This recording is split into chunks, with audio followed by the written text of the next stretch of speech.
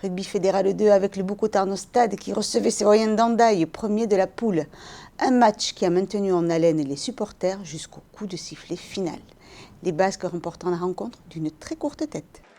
Sur sa pelouse, le Bucco-Tarno Stade, en noir, s'est incliné d'1 point face au leader de la poule.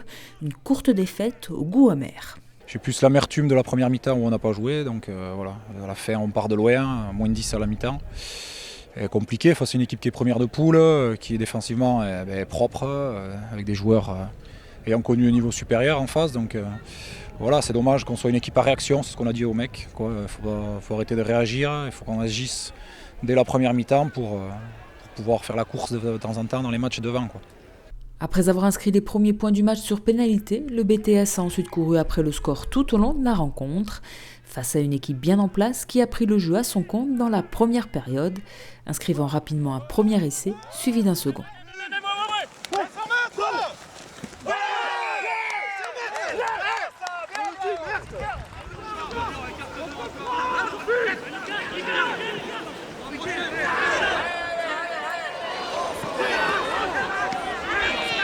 Ça fait plusieurs années qu'on les joue, c'est une équipe qui normalement on arrive à jouer sur cette agressivité, sur ces duels où souvent on est dominateur face à Andaille, mais bon, aujourd'hui c'est pas le cas.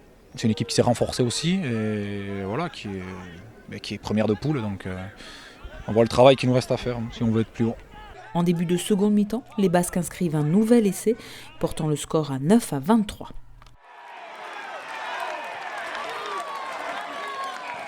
Le BTS offre alors à ses supporters un visage plus conquérant.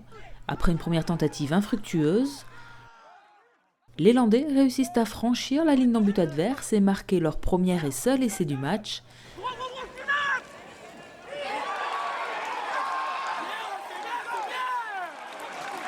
Un essai transformé qui porte le score à 16-23. 2 pénalités réussies permettent ensuite aux locaux de réduire le score à 22-23.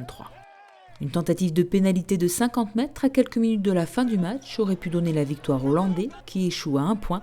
Une défaite qui classe le Bucco-Tarno Stade à la 6e place de la poule, dont l'objectif est le maintien.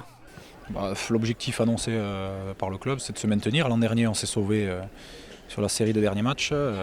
On a le même groupe que l'an dernier, donc je ne vois pas pourquoi on aurait d'autres prétentions. Alors nous, on a peut-être des prétentions cachées, mais voilà, on le voit aujourd'hui, c'est notre niveau. On perdra beaucoup de matchs, peut-être d'1 ou 2 points. On en gagnera peut-être beaucoup d'1 ou 2 points.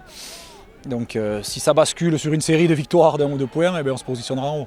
Pour l'instant, là, on se bat pour le maintien. Aux Britanniques, je pense qu'on passe à 0 avec cette défaite à la maison. Donc voilà, ça s'équilibre.